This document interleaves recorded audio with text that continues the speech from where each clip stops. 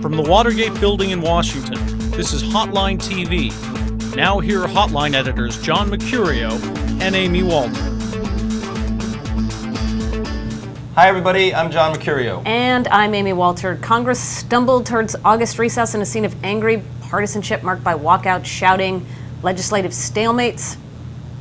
Sounds a little bit like my high school lunchroom. John, is the angry sparring in anyone's political interest? I mean, absolutely. Really? Look, sure, if Congress is viewed as unfavorably as it appears to be, look, their approval ratings just slightly higher at this point than President Bush's. Who does it benefit? It benefits President Bush. Very few things right now are actually working in President Bush's favor.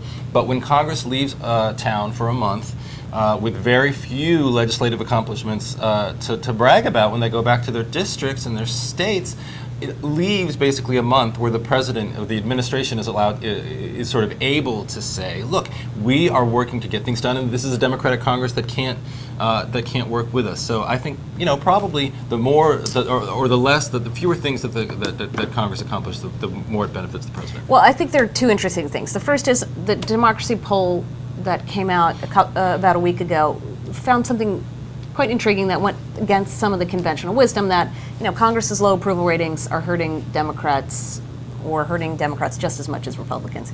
And what they found was that there still is a very strong, especially among independents, sort of anti-Republican sentiment out there, that when the question was asked, you know, how do you break up gridlock in Washington, do you do it by electing more Democrats or by more Republicans? And actually independents gave Democrats the advantage there. Right. So that Republicans, because the president's in the White House, still is seen as the status quo party, even though they don't control Congress anymore.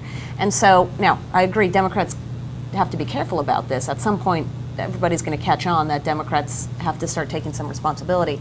But, you know, for right now, I do think that Democrats are not getting the level of blame that Republicans would like to see them getting. And the other thing that I think you have to, or that anybody who's sort of watching Congress right now in terms of how it affects the 08 landscape, the 08 congressional landscape for the Democrats holding on to the majority, is that Nancy Pelosi, I think, has gotten pretty low marks as a speaker in terms of getting legislation passed through the House and, you know, and getting it onto the president's desk. She's getting much higher marks, though, within her Democratic caucus for keeping the caucus together, for establishing loyalty, for helping protect relatively vulnerable incumbent Democratic members, a lot of freshmen from red districts that the party's very worried about. That's where she's very focused, though. She's much more focused, it seems, in the first 6 or 7 months of her majority on in extending the majority than she is on passing legislation that the public then views Congress more favorably for. So I think it's an interesting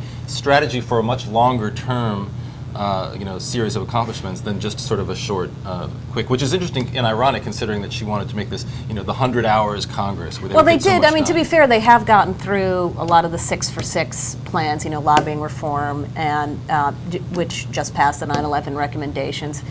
They obviously didn't make it on all of those, and to be fair, a lot of those 6 for 6 weren't all that controversial. To be fair, you don't like to be fair. I don't often need or see a reason to be fair, but if you want to be fair, fair, I might just to throw that out there. Go right ahead. Yeah, there's that.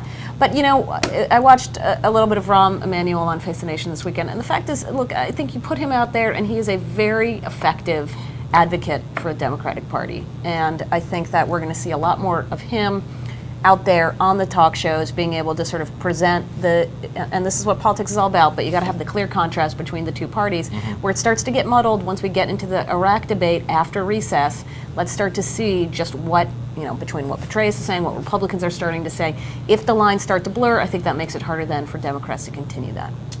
All right. We're out of time. Amy Walter, once again, much more fair than I am. Yeah. We're out of time, though, for today. Thank you for joining us on Hotline TV.